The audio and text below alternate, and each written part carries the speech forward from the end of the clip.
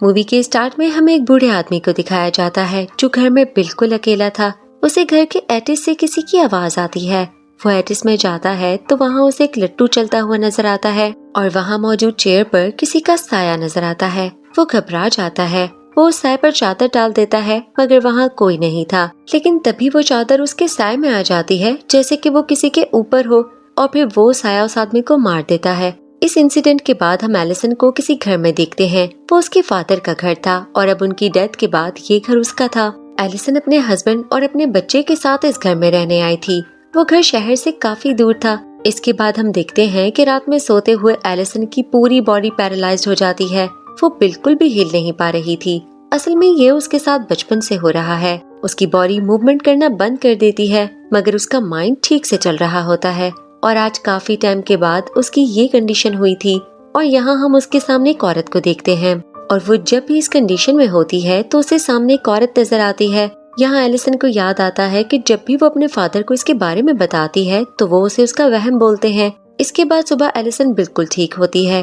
वो घर काम करते हुए टीवी पर न्यूज देख रही होती है जिसमें एक एक्सॉर्सिस्ट के बारे में बता रहे होते हैं कि उसने स्पिरिट से बात करके केस को सॉल्व कर दिया है। यहाँ एलिसन सोचती है कि वो अपने बारे में उस आदमी से बात करेगी कि उसके साथ ऐसा क्यों होता है। यहाँ एलिसन को किताबों के बीच से कपिल की मैरिज पिक्चर मिलती है मगर वो उसे इग्नोर करके अपने काम करने लगती है। इसके बाद उसे ऊपर बाथरूम से पानी गिरने की आवाज आती है।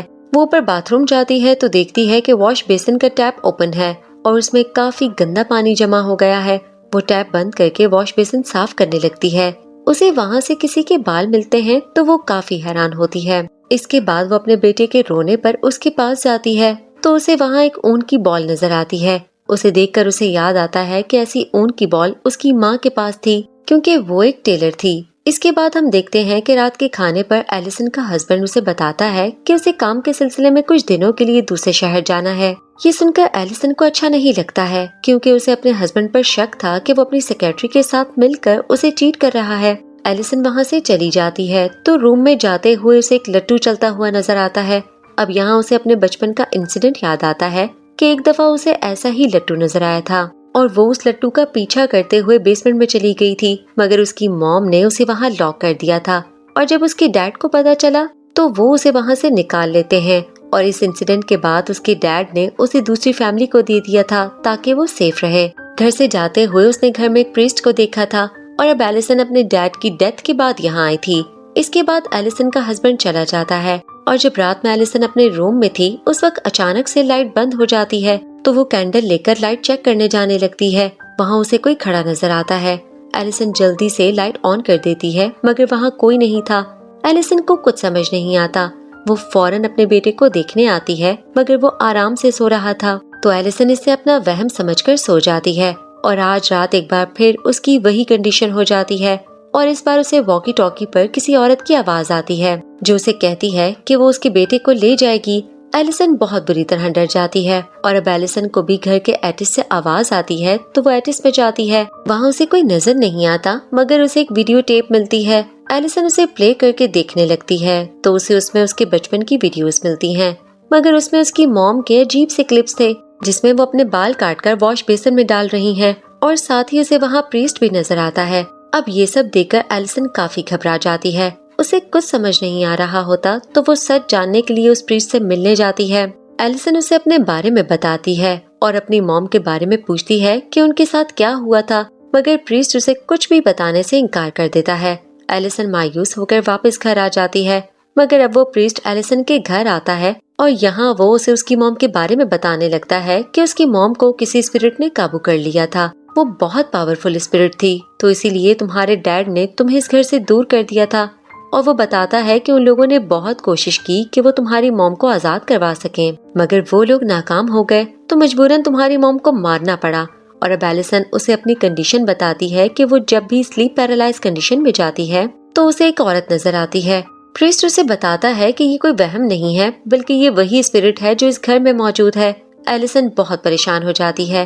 वो पूछती है कि आखिर वो चाहती क्या है तो यहाँ प्रीस्ट उसे उसकी फैमिली की हिस्ट्री बताने लगता है कि उसके ग्रैंडफादर की शादी के बाद अचानक से उसकी वाइफ गायब हो गई थी तो कुछ टाइम के बाद उन्होंने दूसरी शादी कर ली थी और उनकी 2 बेटियां हुई थीं, जिसमें से एक तुम्हारी माँ थी मगर फिर एक दिन उस स्पिरिट ने उन पर हमला कर दिया और तुम्हारी माँ की बहन को अपने साथ ले गई, और वो स्पिरिट उसके ग्रैंडफादर की पहली वाइफ की थी।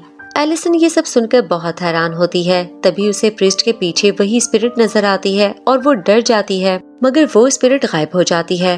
फिर एलिसन पूछती है कि वो किसी तरह स्पिरिट को यहाँ से निकाल सकेगी, तो प्रीस्ट बताता है कि उससे रिलेटेड हर चीज को जलाना होगा। अभी वो लोग बात कर ही रहे होते हैं, तभी वहाँ एलिसन का हस्बैंड आ जाता है और वो उनकी बातें सुन लेता है।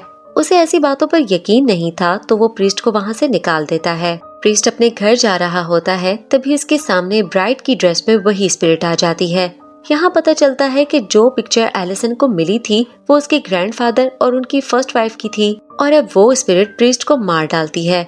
दूसरी तरफ एलिसन को प्रीस्ट अपने घर में नजर आता है। वो उसे फॉलो करते हुए उसके पीछे जाने लगती है। वो काफी हैरान थी कि प्रीस्ट ऐसे उसके घर में क्यों आया है, मगर तभी उस पर वो स्पिरिट हमला कर देती है और उसके चीखने की आवाज सुनकर उसका हस्बैंड वहाँ आ जाता है। अब वहाँ कोई नहीं था, ना ही प्रीस्ट और ना ही वो स्पिरिट।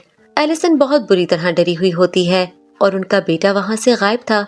अब वो दोनों अपने बेटे को लेकर काफी परेशान होते हैं। वो लोग पुलिस को बुला लेते हैं, मगर एलिसन को पता था कि उसके बेटे को वो स्पिरिट ले गई है। उसे अपने बच्चे को वापस लाने के लिए किसी ऐसे इंसान की मदद चाहिए थी जो इस सब चीजों को समझ सके। तभी उसे उस आदमी की याद आती है जिसके बारे में उसने न्यूज में देखा था, जो स्पिरिट से बात कर सकता था। एलिसन फौरन उसे अपने घर मदद के लिए बुला लेती है। वो उन लोगों को एक बॉल देता है और बताता है कि जब भी कोई घोस्ट या स्पिरिट इसके पास होगी तो इसका कलर चेंज हो जाएगा। इसके बाद वो उनके घर की इन्वेस्टिगेशन करके उन्हें बताता है कि उनके बच्चे को सच में स्पिरिट ले गई है। उस बच्चे को वापस लाने के लिए उसकी दुनिया में जाना होगा। यहाँ एलिसन अपने बेटे को वापस लाने के लिए उसकी दुनिया में जाने के लिए तैयार हो जाती है। इसके बाद प्रीस्ट रिचुअल स्टार्ट कर देता है और कुछ ही देर में वो आदमी दूसरी दुनिया में पहुँच जाता है और उसे वो स्पिरिट भी नजर आ जाती है और उसके पास बच्चा भी था।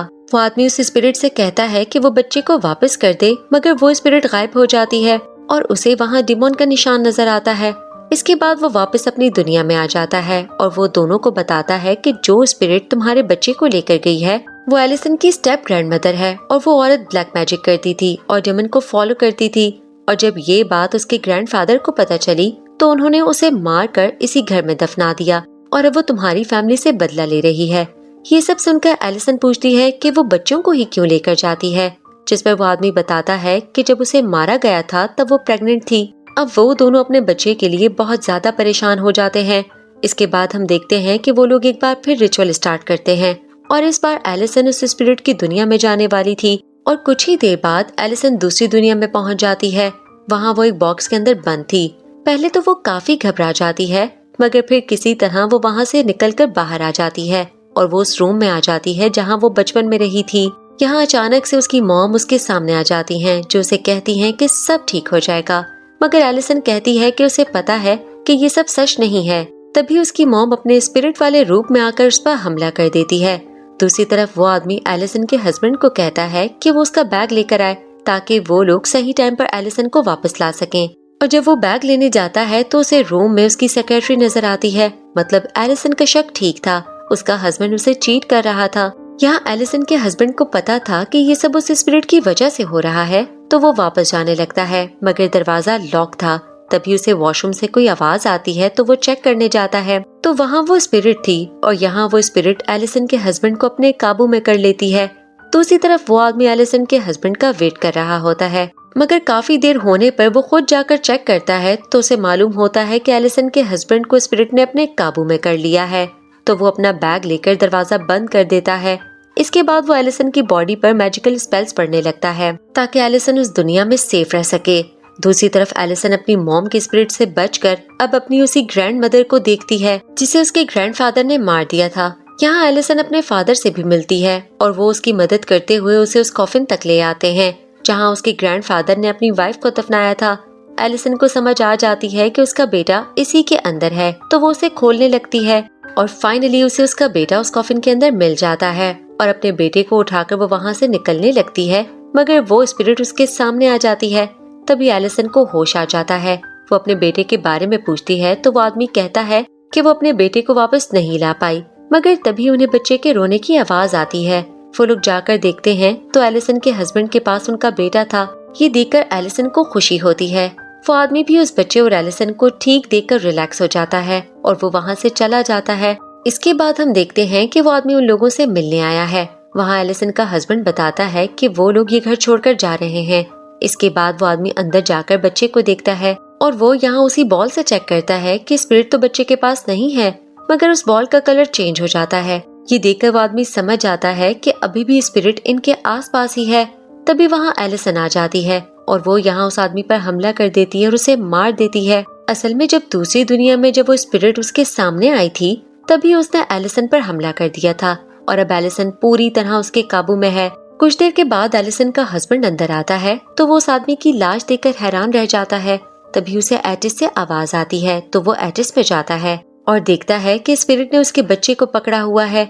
ये देखकर वो काफी डर जाता है और यहाँ पीछे से एलिसन उस पर हमला कर देती है और उसे मार देती है। असल में वो स्पिरिट किसी को भी इस घर से जाने नहीं देना चाहती थी और अब एलिसन और उसका बच्चा बिल्कुल अकेले हो गए थे और इसके साथ ये मूवी यहाँ खत्म हो जाती है। Thanks for watching and please subscribe to the channel movie spot और बेल आइकन दबाना ना भूलें ताकि हमारी हर लेटेस्ट वीडियो की अपडेट्स आपको मिल सकें। Thank you.